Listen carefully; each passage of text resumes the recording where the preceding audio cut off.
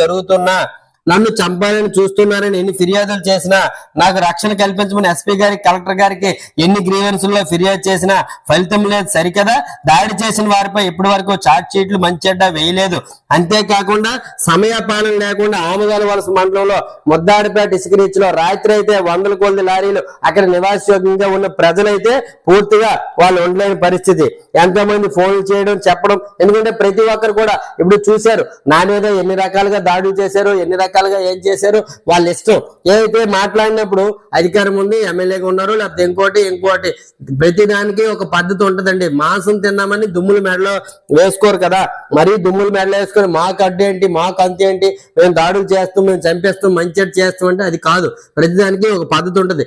ఎక్కడ జరిగినా వేరు, ఈ నియోజకవర్గంలో జరుగుతుంది వేల కోట్ల రూపాయల అవినీతి, వేల కోట్ల రూపాయల ఆర్జన.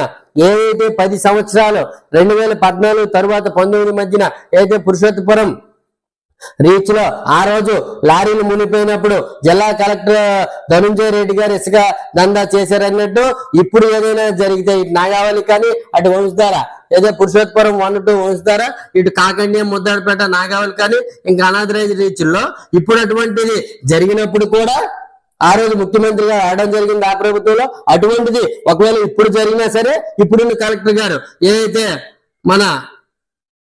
ఇప్పుడున్నటువంటి కలెక్టర్ గారే ఇది కూడా చేస్తున్నారు అన్నట్టు అయిపోద్ది. ఆ రోజు ధనుంజయ రెడ్డి గారు చేశారు అన్నట్టు ఈ రోజు ఇసుక రవాణాను అడ్డుకుంటున్నానని పగతో ఉన్నారు. దయచేసి నాకు రక్షణ కల్పించవలసిందిగా, మరియు నియోజకవర్గంలో అనేది అధికారిక రీచ్లో కాకుండా ప్రతిరోజు 100 లారీల వరకు దొంగ సాఫ్ట్వేర్లతో దొంగ బిల్లులు సృష్టించేసి ఏదైతే ఆ రోజు ప్రతిపక్షంలో ఉన్నప్పుడు ఇదే ఆమదాల వలస నియోజకవర్గం చెందిన ఎమ్మెల్యే ఏదైతే అందవరము లేకపోతే పర్లాము ఇంకా అక్కడ ఉన్నటువంటి ర్యాంపుల నుంచి వస్తున్నప్పుడు పెద్దపాటు రోడ్ల పోలీస్ స్టేషన్ రాత్రుల మీద వెళ్ళి